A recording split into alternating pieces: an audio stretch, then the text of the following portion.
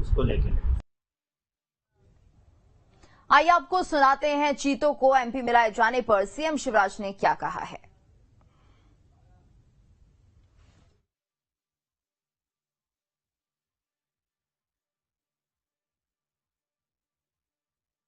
मैं मध्य प्रदेश का सौभाग्य मानता हूं कि हम टाइगर स्टेट तो थे ही, लेपर्ड स्टेट भी हैं और अब चीता स्टेट भी मध्य प्रदेश होने वाला है।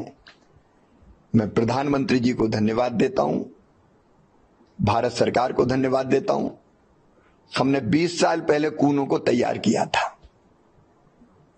कि यहां वाइल्ड लाइफ पनपेगी और कई गांव हटाए थे ताकि वो सुरक्षित सेंचुरी बने जहां चीते आए और बाकी तरह की वाइल्ड लाइफ भी वहां रहे। अब वो सपना साकार हो रहा है, संकल्प पूरा हो रहा है। चीते आ रहे हैं नामीबिया से, उसके बाद दक्षिण अफ्रीका से भी आएंगे और चीते आना एक असाधारण घटना है। मैं असाधारण इसलिए कह रहा हूं कि हमारे देश में चीते का अस्तित्व समाप्त हो गया लगभग 1952 के आसपास, और अब दूसरे महाद्वीप से, अफ्रीका महाद्वीप से चीते लाके उनको यहां पुनर्स्थापित कर रहे हैं। और शायद ये अपने आप की वाइल्ड लाइफ की इस सदी की सबसे बड़ी घटना है कि दूसरे महाद्वीप से लाके चीतों को यहां हम बसाएंगे और फिर कोशिश करेंगे कि स्वाभाविक रूप से चीते का परिवार बढ़ता रहे। चीता आना एक विलुप्त होती हुई प्रजाति को फिर से पुनर्स्थापित करने का काम तो है ही, लेकिन ये पर्यावरण का संतुलन भी बनाएगा, वाइल्ड लाइफ समृद्ध होगी। देश में 8 चीते नामीबिया से लाए जा रहे हैं, जिन्हें पहले ग्वालियर उतारा जाएगा, जहां उनके संरक्षण भी किया जाएगा। इस पर केंद्रीय वन राज्य मंत्री अश्विनी कुमार चौबे से बात की हमारे संवाददाता अभिषेक पांडे ने। मेरे साथ अश्विनी कुमार चौबे जी हैं, भारत सरकार में फॉरेस्ट विभाग के राज्य मंत्री हैं। सर, कल चीता आ रहा है, आपने अपने भाषण में भी कहा, कितनी उत्सुकता, कितना भारत सरकार को इंतजार है और किस तरीके से आगे उसको वेलकम करने की तैयारी? मुझे लगता है कि देश भर में जो उत्साह का वातावरण में जहां जा रहा हूं और जब कहता हूं तो सब लोग मंत्रमुग्ध होकर के सुनते हैं और सोचते हैं कि जो प्रजाति हमारी समाप्त हो गई थी आदरणीय प्रधानमंत्री जी के मार्गदर्शन में, और उन्होंने जिस प्रकार से हमें प्रेरित किया और हम लोगों ने विभाग की ओर से पिछले कई महीनों से प्रयास करके, और जो अपना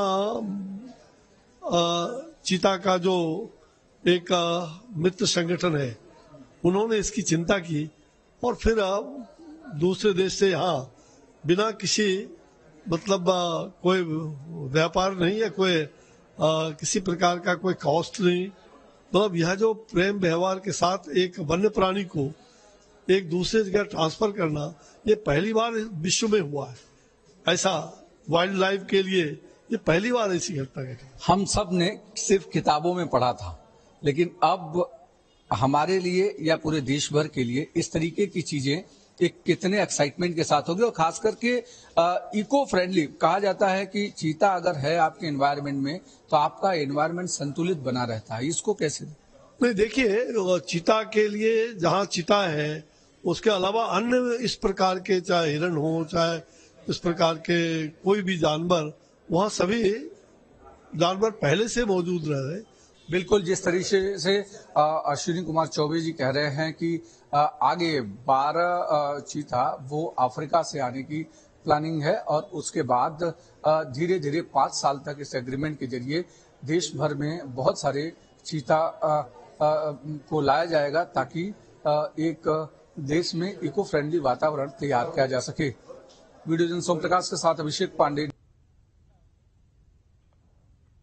पीएम मोदी के जन्मदिवस 17 सितंबर से 75 साल बाद एक बार फिर से देश में चीते दिखने वाले हैं। श्योपुर के कोनो पार्क में अफ्रीकी चीते लाए जा रहे हैं। ऐसे में देश के आखिरी 3 चीतों की मौत को लेकर तरह तरह के दावे हो रहे हैं। भले ही सोशल मीडिया और इंटरनेट पर यह दावा कुछ भी हो, लेकिन देश के आखिरी 3 चीतों का शिकार कोरिया रियासत के राजा रामानुज प्रताप सिंहदेव ने 1948 में किया था। ये बात सामने आ रही है।